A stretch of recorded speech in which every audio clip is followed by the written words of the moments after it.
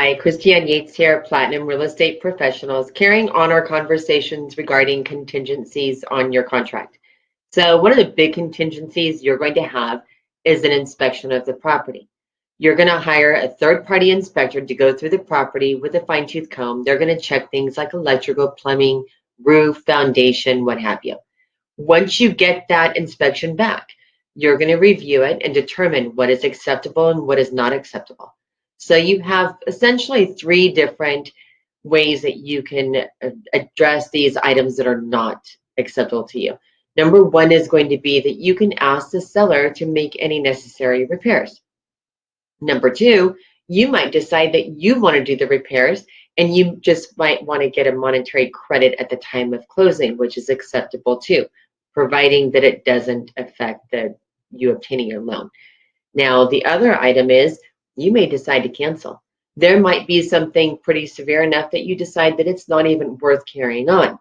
Now, to explain that a little further, if you were to have so much as a leaky faucet in that property and you decided that was not acceptable to you, that is okay. That can be your reason to back out.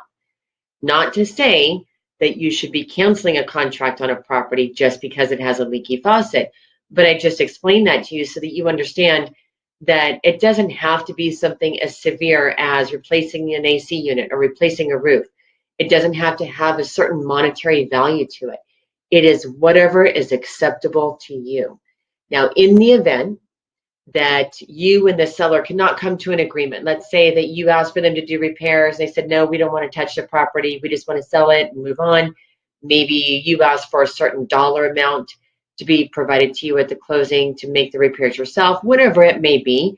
If you don't come to an agreement, or if you just choose to outright cancel the contract period, you are going to get your earnest money back as long as you're falling within your contingency period and notifying the seller in writing that you wish to cancel.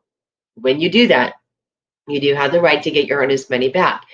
You are not going to get back the money that you spent for the inspection, but an inspection is usually going to range between $300 to $500 depending on the size of the house, the age of the house, and of course the area that you're in.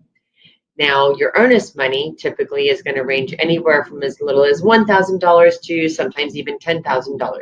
It just depends on whatever the seller requested and you agreed to put into escrow at the time that you wrote the offer.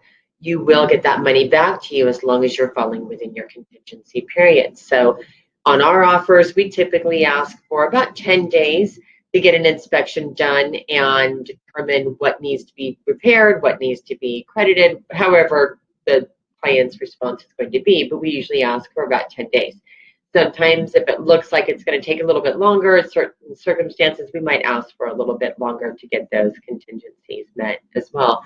But hopefully that answers any questions.